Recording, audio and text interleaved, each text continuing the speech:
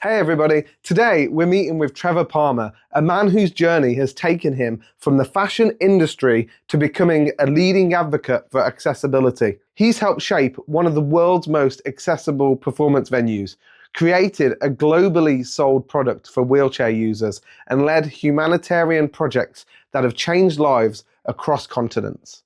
Hi, I'm Trevor Palmer. I'm a full-time wheelchair user. I've been diagnosed with MS in 1994 and been a wheelchair user for 25, 26 of those, and a full-time wheelchair user for probably about 19, maybe 20. I run a small business, GL100 Services Limited, that specialises mostly in providing access audits, or doing access audits and surveys, and GL100 Services Limited employs mostly disabled people. All our projects are user-led and they're disability related. I'm also Director of Disability Wales. I first became a trustee board member in the year 2000. I did my 3 years because I was an elected member. And then I was contracted by the Wales Millennium Centre to establish and run their disability advisory group. When I did, I created a small board, people from different groups that none of us claims to be experts on everything, but we brought in expertise, particular areas. My aim was to make the Wales Millennium Centre the most accessible performing arts centre in the world, and it went really, really well. Yeah. It went absolutely amazingly. We were policy writing, we were doing training, we were training trainers there so they could carry on, and there's lots of really interesting things. The main auditorium there seats a couple of thousand people. Yeah. If you go to the accessible toilets on the right-hand side of the auditorium, they all have right-hand transfers. Oh, right. And on the left-hand side, they'll have left-hand transfers. Yeah. We made sure it was accessible as possible. Yeah. We worked really hard. Yeah. It was a fantastic thing. When the exhibition, when the centre opened, I was invited along to this big gala opening. It was such a nice feeling, thinking, wow, we've done it. Yeah, it must have been amazing. But I wanted it to be 100% accessible, the most accessible performing arts centre in the world, not only for people to visit, but for people to work in, to people to perform in, and also organisations which are based there. Well, I think it's an amazing business that you've built. And obviously you had a history in business anyway, in the fashion industry. Yeah. So how did you make that transition from working in fashion, traveling around the world, kind of advising people on that, to then being an advisor on disability issues? Right, okay, right. When I first got my first wheelchair, it was because I was making a few quid and doing all right. I got this really, really nice Swiss wheelchair. Oh, right, yeah. And very first time I used it was at the Mobility Roadshow, probably about the year 2000. I can't remember. Yeah. And I went there because it's like a motor show, but for adapted vehicles. Oh, right. Because I was diagnosed with MS in 94. Yeah. And my mobility was not very good. And I'd already got a Motability vehicle. Anyway, I went round, I got the wheelchair out of the car, got in it. I was like a bloke with a new fry, wheeling and Yeah. stuff. After about half an hour, my hands were getting really sore and blistered. Yeah. I thought, hey, this is no good. It's not good. You know, I better buy some protection, some gloves or something. And they had about 100 exhibitors selling all sorts of aids, mobility aids and such like. So I went round asking everybody, you got any gloves for wheelchair users? No. Interesting. And I started watching people, looking at people, what they were using. And I said, there's people using weightlifting gloves, gardening gloves, marigold washing up gloves. I saw all sorts of things that day. Anyway, that was a Friday, and the next morning was a Saturday morning, and I went down to town here in Newport in my wheelchair, And everybody who's a manual wheelchair user who whirled themselves down, I said, look, do you want to earn a few quid and give me a hand to develop some gloves for wheelchair users? Yeah. And I think I got 3 that day. I was there all day. Yeah. And then through my contacts with in the disability world, we tested gloves. But we did it slightly different. I have a warehouse here, and I sectioned off part of it. I bought 2 specialist sewing machines because I was still able to sew. Both my hands worked then.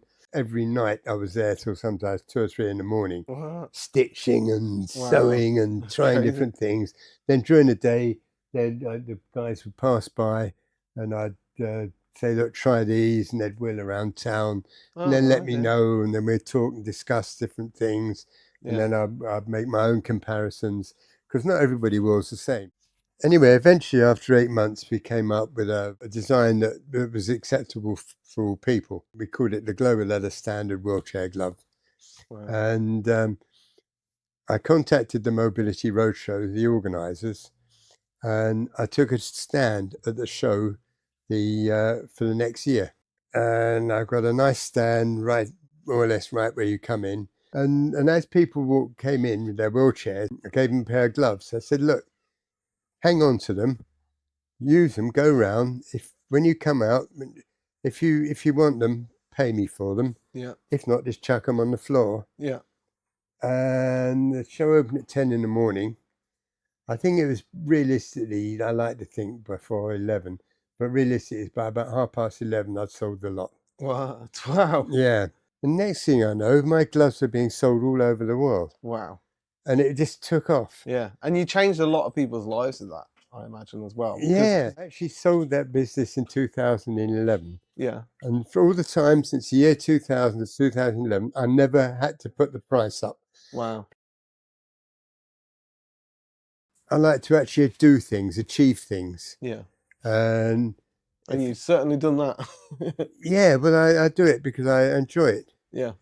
And I do things that I like to think that are socially responsible. Yeah.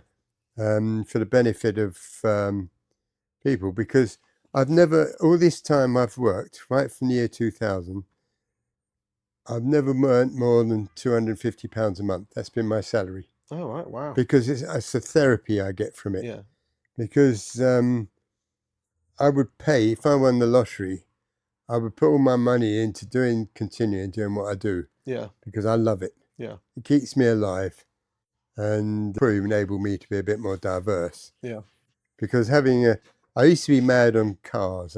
Used to have, like, years ago when I used to have fancy cars, and now it doesn't interest me at all. I've got a really good support around me. I get, when I'm running my business, access to work, support the business for my support worker. Yeah. And I've got direct payments for when I'm outside. Unfortunately, I only get 12 hours a month direct payments. Wow. But I think, hang on, my PA is sitting opposite me. But it's probably more like, I probably need more like about 100, I think. Yeah. When it was the Independent Living Fund, I used to get quite a few hours, Yeah. a lot more, probably about 4 or 5 times the amount, which enabled me to do all these things. Yeah. Actually, in 2018, I was in the Queen's Birthday Honours. Really? Yeah, I got a wow. British Empire Medal for services to people with disabilities in Wales. Wow. I think was the exact terminology of it. Probably the most important thing that happened to me in my life, not important, but the most passionate thing, there was a big tsunami in Southeast Asia. Oh, right. And it was all areas where I'd worked. Oh, wow. So you in really hit home for you. Thailand and in Indonesia and all around the South Asian Sea. Yeah. You could see that it was a really desperate situation Yeah. there. They built this big wooden, it was like a school, community centre, health centre Wow. thing. I thought, brilliant, fantastic. It was big, Yeah. wooden one. It looked really lovely. And then I took a close look at it. I thought, that place isn't accessible. Yeah. And after an event like that, there's going to be a lot of people who become disabled because with their with restricted mobility. You know, they wouldn't be able to A, get into it, and B, get near it because of where it is located. Yeah. Now, before I came to Wales, I used to own and run an art gallery in London, in North London. Wow. And I'd met lots of people, and quite a few of the people I met were pretty, what I call financially independent, creative people and in the music trade or art trade or whatever. And I set up this fund called the Global Disaster Relief and Sustainability Fund. Oh, wow. And we got quite a lot of money. And I contacted a friend of mine called Christina Dodwell, who was runs the Dodwell Trust. And I said, look, this is what I'm doing. I'm trying to get all this together. Yeah. You know, because she had quite a network because of what she did, what she does. I think the Dodwell Trust is probably still going. Oh, wow. Specialising in working mostly in Madagascar, I believe. Oh, wow. And Oh, wow. and anyway, we then got contacted by a chap called Vaughan Temby, down in Cornwall. And we came up with his name, Responsible Assistance. Wow. And since then, we've probably supported, well, it sounds a bit crazy, but I would say it's well over 1 million people all over the world. At the moment, we're trying to raise £55,000 to put a solar power installation to pump, filter and store and help distribute the water for a borehole we sank last December in the Kibwezi. Wow. Which is Responsible Assistance. We set up an initiative. It's called FUSA.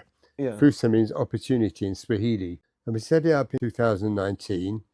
I got funding from the Welsh Government's Wales and Africa programme, as it was called at the time. And the idea is where there's extreme poverty, and especially where literacy levels are low in the country, disabled people suffer the worst. They get the worst deal. Yeah. So we're trying to support them to find a means to be able to sustain their futures by providing them and their families or their supporters a way of earning money. Yeah. Through craft making, growing fruit, vegetables, trading. Yeah. You know, running guest house or food or doing all sorts of different enterprises. It started off in the Kibwezi region of Kenya. Yeah. And we started off with 3 FUSA groups with a total of about 61 or 62 members. Oh, wow. And we've now got in that region, it's come to an end, but it's coming to an end now, and I'll tell you why. But now there's over 350 members and 13 groups. Wow. It's coming to an end because they're all pretty sustainable. Yeah. And they will be once, because it's a drought-stricken area. Yeah. The actual in 2022, the Kenyan government declared that a disaster zone because of the drought there. Yeah. We actually sunk a borehole 200 meters deep. Found water, had it pressure tested, quality tested. The water's tested suitable for domestic use. Yeah. But we want to have it filtered for it's suitable for drinking. Yeah. Then it's good for the health because that for the health of all the community. It's not only for disabled people; it's for everybody. Yeah. The cost of doing that, we've got because it's off the power grid. It's got to have a solar powered installation to pump it. We've got to put the pump 100 meters deep. Wow. We need the filters. We need storage tanks and everything else. We've got to secure it, and the cost of doing all that is about 55,000 quid. We actually got our first grant towards it last week. Oh, wow. From the Kitchen Table Charitable Trust. Nice. It's only 6,000 quid, but it's a little starter. Every little helps. Yeah. And we're hoping, we're in communication. We partnered with a local Rotary club to do the drilling project last year.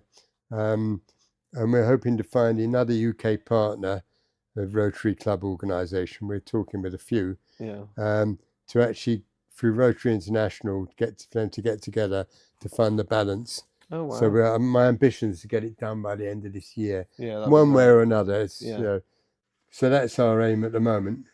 Before you go, you're going to be buying a raffle ticket. Oh, yeah, definitely. Yeah, I'll buy a raffle ticket. Trevor's story is proof that one person's vision can have a global impact.